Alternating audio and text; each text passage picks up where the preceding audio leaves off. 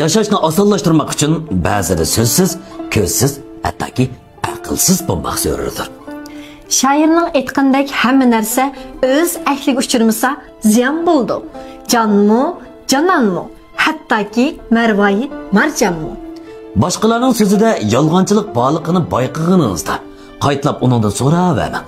Chunki siz bilib turib qiynalsangiz, qarshi taraf yolg'onni rost ko'rsatish uchun bekli qiynalib ketadi. Go'zal bo'lsam degan umidlardan emas, go'zal qilsamkan degan qadamlardan men. Tuman bir shaharni vayron qilib o'tadi. Gumon bir odamni, hattoki bir oilani vayron qilib o'tishi mumkin. Go'har tepib olganga o'xshab qoldi ba'zi hissiyotlar, ammo ba'zi tuyg'ular go'hardimi ati bor.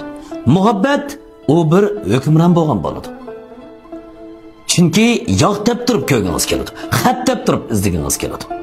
Bo'ldi deysiz-yu, lekin yuraklaringizdan bir yerlari uningga tortishadi.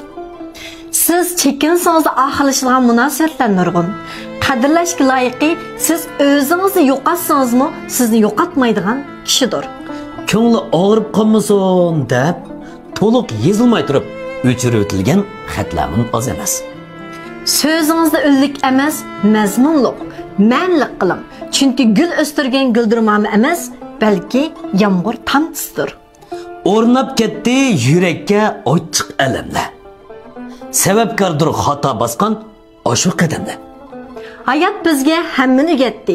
Doston kabi so'zlarni qilishdan sukutning esilligini, dog'dog'liq va'dalardan kichikgina amaliyotning afzalligini. Majnunning qo'rsiqi ochtirib, ko'chada ketayotgan oshu itqa taom berganmish. Kishilar uni ayblab demish. Majnun dedilarki, "Men ayblamanglar, chunki bu ishni men Laylining ma'lisida bir qatim ko'rgan." Majnun asli oshiqgan to'q. Qo'sh shuncha inchik tayoqqa xotirjam qo'nalaydi. Chunki o shaqqa emas, qantiq ishindi.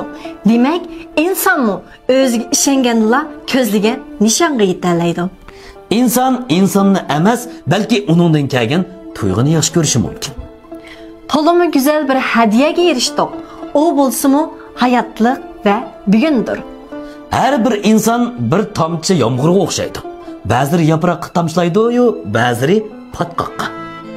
Go'zal bir ayolni sevmoqchi bo'lsangiz, eng avval uning kulimsirishiga sababchi bo'ling. Chunki dunyodagi eng go'zal ayol kulgan ayoldir. Har bir ko'ngilning bir ormonlari bo'ladi.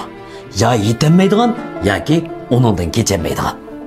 2022-yilni uzitib, biz 2023-yil, ya'ni yangi yilga qadam qo'yish oldida turyapmiz. Shu munosabat bilan bizni uzundan buyon qo'llab kelayotgan qo'llovchilarimizga cho'nqur minnatdorligimizni bildiramiz.